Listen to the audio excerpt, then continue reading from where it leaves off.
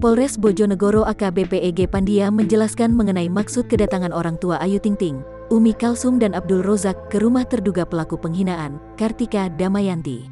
Untuk diketahui, Umi Kalsum menyebut Kartika Damayanti merupakan orang yang telah menghina Ayu Ting Ting dan cucunya, Bilkis Humairah Razak.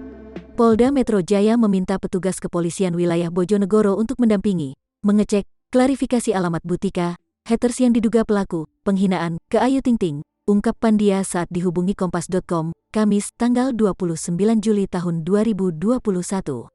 Pandia menegaskan, memang benar Kartika Damayanti beralamat di Kedung Adem, Bojonegoro, Jawa Timur.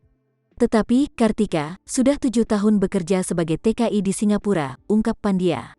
Saat ditanya apakah pihak keluarga Ayu Ting Ting sudah membuat laporan di wilayah hukumnya, Pandia pun tidak membenarkan. Laporan di Polres ataupun Polsek Bojonegoro enggak ada. Cuma klarifikasi saja ke Ibu Tika bahwa Tika itu benar atau enggak alamatnya di situ. Alamat orang tuanya benar, tapi dia sudah jadi TKI 7 tahun di Singapura, kata Pandia. Umi Kalsum bersama Abdul Rozak telah menyambangi rumah kedua orang tua Kartika Damayanti. Mereka didampingi oleh kepolisian setempat.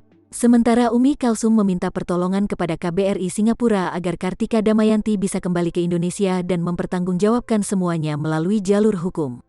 Mohon bantuannya. Tidak ada orang tua yang terima anak, dan cucunya dihujat sama manusia yang satu ini, tutur Umi Kalsum dalam unggahan Instagramnya.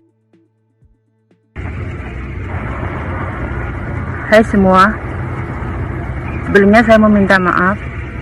Saya Kartika Damayanti dari akun Gundi Embang.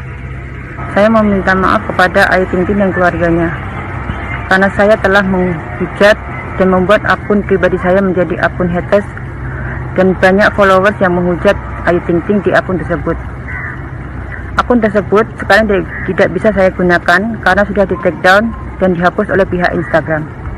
Setelah ini, saya berjanji saya tidak akan membuat akun haters lagi dan tidak akan berkomentar negatif tentang Ayu Ting Ting di mana-mana pun lapak akun Instagram gosip lainnya.